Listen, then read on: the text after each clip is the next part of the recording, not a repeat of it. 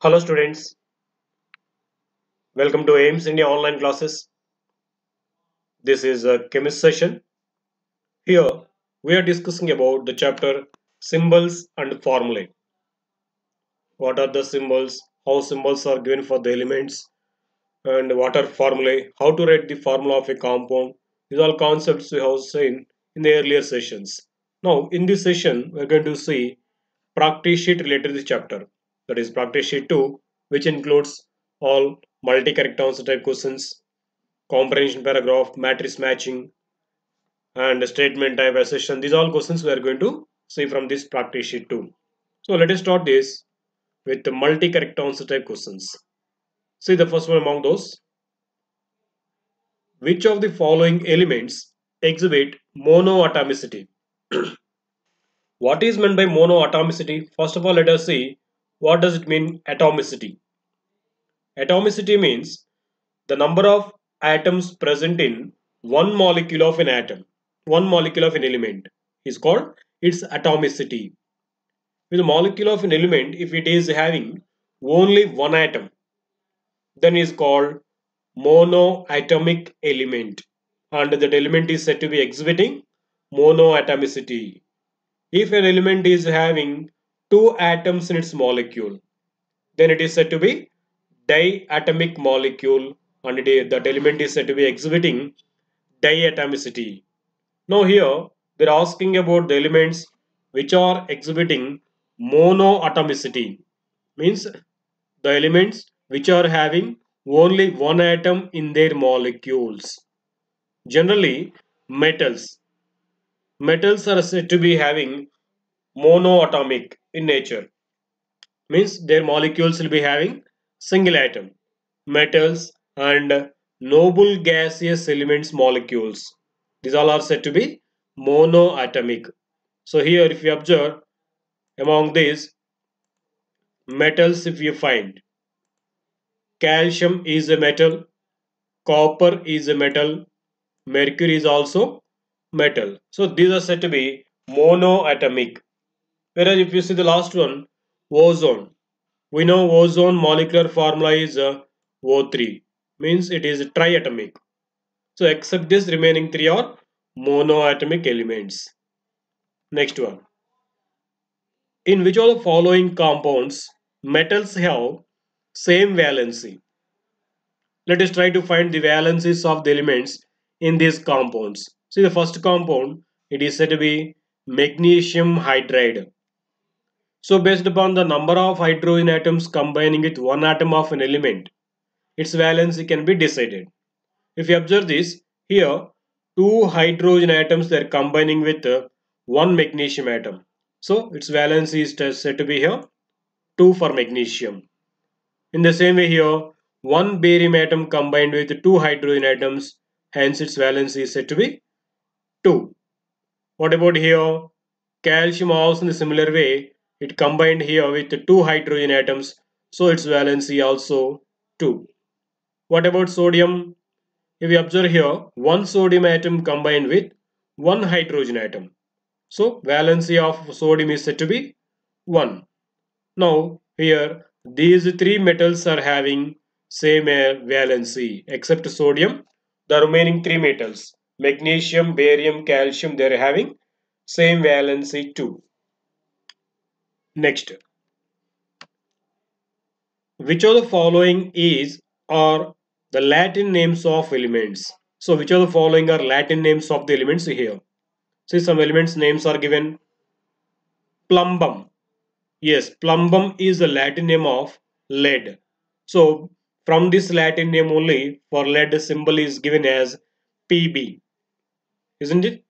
Next, aurum. Aurum is the Latin name of gold. So its symbol is being Au. What about this? Kalium is the Latin name of potassium. So its symbol is being K. And mercury is its common name. Its Latin name for mercury is hydrogerum. So it is not a Latin name. Only these three are correct answers now. Okay. Next one. Which of the following metals exhibit variable valency? What does it mean by variable valency? An element, if it is exhibiting more than one valency, then that element is said to be variable valent element. That exhibiting valency is called variable valency, and that element is said to be variable valent element. See here, generally, sorry, metals like copper, iron, mercury, these can exhibit more than one valency. So these metals are said to be exhibiting variable valency. Okay. Next, which of the following is divalent electropositive ion, electronegative ion? Divalent means the valency 2. Electronegative ion means ion formed by the gain of electrons. So here bivalent electronegative ion means the ion formed by the gaining of two electrons. So it should carry -2 charge. Identify the ion among the given ions here which are carrying -2 charge. Those will be bivalent electronegative ions. If you observe oxide ion, its formula is O2 minus, means this oxide ion is formed by the gain of two electrons. That's why it is called bivalent electronegative ion. Next, sulfide ion. Sulfide ion formula SO4 2 minus. So it is also bivalent ion, isn't it? So it is also bivalent ion. Nitride ion. The formula of nitride ion is N3 minus. So it is not bivalent. It is called trivalent electronegative ion. What about bromide ion? Bromine. Just like fluorine and chlorine, bromine is also ready to gain one electron and forms monovalent electronegative ion. So out of these all, only these two are bivalent or divalent electronegative ions. Okay, next one. Which of the following elements can exhibit monovalent electropositive ion? So here electropositive ion means the ion formed by the loss of one electron. That is said to be monovalent electropositive ion. See here which elements can form these monovalent ions. Hydrogen can form H plus ion by loss of one electron. So this is one answer. Silver can form two ions, Ag plus and Ag plus 2. So Ag plus is monovalent electropositive ion. So silver also can form monovalent electropositive ion like Ag plus. Okay. Next, copper. Copper also can form two ions, Cu plus and Cu plus 2. So in that Cu plus is called monovalent electropositive ion. So copper also can form. What about magnesium? Magnesium can form divalent electropositive ion by the loss of two electrons. So it is not an element which can exhibit monovalent electropositive ion. Only these three are correct answers. Okay, next. Now let us see comprehension passage type questions. See first the passage. A symbol represents short form of an element's name. A symbol represents a specific element and one atom of an element. Okay. Now let us see questions based upon this. The symbols for the elements neon and silicon are respectively. What are the symbols of elements neon and silicon? We know neon symbol is Ne and silicon symbol Si. Where are these two? Here. Neon and silicon. Of course, it is also given same. So either of these two will be correct answer. Either this or that. Okay, next. The scientist who suggested a method of representing elements using the English letters. Who was that? Yes, he was J.J. Berzelius. He has given certain rules to understand how to write the symbols for an element, how to give symbol for an element by using English letters. What are the rules he told? J.J. Bergelius, he told that the starting letter of an element's name can be taken as a symbol of that element. Okay, if the starting letter is already given as a symbol for some other element, then along with the first letter, second prominent letter also is taken into symbol. If there is only one letter that will be in the uppercase, that is capital letter will be written. If there are two letters in the symbol, then first letter will be uppercase and the second letter will be lowercase. So by following these rules, we can provide symbols for any element. If any new elements are found for them, we can give the symbol like that. So in this way, the new method of representing elements by using English letters was suggested by J.J. Berzelius, which is being followed now too.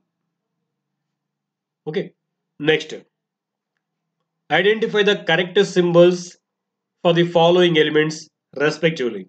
See, some elements names are given here. We have to find out their symbols. See, first one, calcium. What is the symbol for calcium? Ca. So how to give a symbol? First, starting letter will be taken as its symbol. If the starting letter is already given as a symbol for some other element, then along with the starting letter, second prominent letter also is taken into its symbol from the name. Remember, it is not exactly second letter always. It may be a middle element, middle letter, but it is said to be second prominent letter. While pronouncing by giving which letter, we can remember its name easily. That letter is taken from its symbol, from its name. So in this way, for calcium, the symbol is being Ca. See, for chlorine here, starting letter is C, but C is already given as symbol for some other element, carbon. That's why second prominent letter from its name, L, is taken into its symbol. Now the symbol for chlorine is Cl. What about beryllium? Be is its symbol. Be. Now CaClBe, where it is? Here. This is correct answer. Remember that first letter should be capital letter in a symbol and the second letter should be small letter. Okay, in that way it will be correct answer. Next, let us see here matrix matching type questions. Here some elements names are given in the column 1 and their symbols are mentioned in the column 2. Try to match the elements with their symbols. See the first element, iron. Iron symbol is derived from its Latin name, that is ferrum. So from the Latin name ferrum, the symbol is derived as Fe. So the symbol for iron is Fe. What about lead? For lead also, its symbol is derived from its Latin name. The lead Latin name is plumbum. So for this, the symbol is being Pb. Okay. What about the next element? Silver. For silver also, its symbol is derived from its Latin name argentum. So if it is a argentum, then the symbol is being Ag. Okay, next, the element potassium. Potassium symbol is derived from its Latin name kalium. So now the symbol is being K for potassium. Observe once the matching given here: iron, ferrum, lead, plumbum Pb, silver, argentum Ag, potassium, kalium K. Okay, that is about matching. Next, let us see one more matching. Here, some metallic compounds are mentioned in the column 1 and their formulae are given in the column 2. Try to match these also. See the first one, metal oxide. Which is metal oxide among these? See, calcium chloride, sulfur dioxide. It is oxide only, but it is non-metallic oxide because sulfur is a non-metal. See the next one, magnesium oxide. Magnesium is a metal and its oxide is here. So it is metal oxide. You can connect this. Okay, see the next one. Metal sulfide. Metal sulfide, here it is. Hydrogen sulfide, mercury sulfide. So mercury is a metal and its sulfide is here. Mercuric sulfide is HGS. Next, metal chloride. So which is metal chloride among these all? Yes, here it is. Calcium chloride. Isn't it? Next one, non-metallic oxide. Which is non-metallic oxide among these? Sulfur dioxide. Sulfur is a non-metal. So sulfur dioxide is one non-metallic oxide. And you observe nitrogen dioxide. Nitrogen is also a non-metal. So this is also non-metallic oxide. Observe once the matching. Metal oxide, magnesium oxide, metal sulfide, mercury sulfide, metal chloride, calcium chloride, non-metallic oxides, sulfur dioxide and nitrogen dioxide. Okay, that's matching. Next, statement type questions. See the first one. Statement 1. The Latin name of mercury is hydrogerum. Is it correct? Yes. The Latin name of mercury is hydrogerum. So from its Latin name hydrogerum only, the symbol Hg is given as for mercury. So mercury Latin name is hydrogerum. It is correct. See the statement 2. Shorthand representation of an element's name is called its symbol. It is also correct. Actually, it is definition of symbol, isn't it? The shorthand representation of the element's name is called its symbol. So both the statements are correct. This will be answer now. Next, one more question. Statement 1. The formula of the compound tells the elements present in a compound. Is it correct? Yes. For example, if you see the formula of calcium carbonate, if you write this formula of a compound calcium carbonate, it is CaCO3. So from the formula we can say what elements are present in the compound, isn't it? Calcium, carbon and oxygen. These elements are combined to form calcium carbonate. This information we can tell from the formula of that compound, isn't it? So it is correct statement. Next, statement 2. A pure chemical compound is homogeneous. Of course, a chemical compound is said to be homogeneous. This is also correct. Both the statements are correct. Now, which will be the correct answer now? Here it is. Okay. Next, accession region type questions. See the first one. Variable valencies are used to indicate ions with more than one valency. Yes, the elements which are exhibiting more than one valency are said to be variable valent elements. So to represent these different valencies, variable valencies are used. It is correct. See the reason, iron exhibits variable valency. Yes, it is also correct because iron can exhibit two valencies, Fe2 plus and Fe3 plus. It can form two ions. Sometimes it will lose only two electrons and forms Fe2 plus ion. And sometimes by the loss of three electrons, iron can exhibit plus 3 charge also. Means it can form Fe3 plus ion also.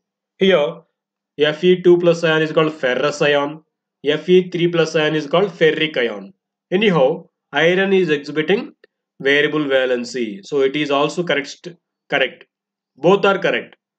But why variable valencies are formed? It is not the correct explanation for A. Both are true, but reason is not the correct explanation for A. Next, see the assertion. The formula for hydrogen is H2. Yes, it is a molecular formula of hydrogen. Element hydrogen molecular formula is H2. What is the reason for this? H2 represents one molecule of hydrogen. So this is a shorthand representation for the molecular molecule of that substance. So it is a formula we say. Now we can say both are correct here. Assertion region both are correct, and R is the correct explanation for A. Why the formula of H2 hydrogen is taken as H2? Why? Because here H2 represents one molecule of hydrogen element. That's why we can choose A here. Both are correct, and reason is the correct explanation of assertion. Okay, that is the practice sheet related to this chapter symbols and formulae. Thank you for watching our video. Please subscribe our YouTube channel AIMS Today and visit our website aimstoday.in for latest updates and recorded videos.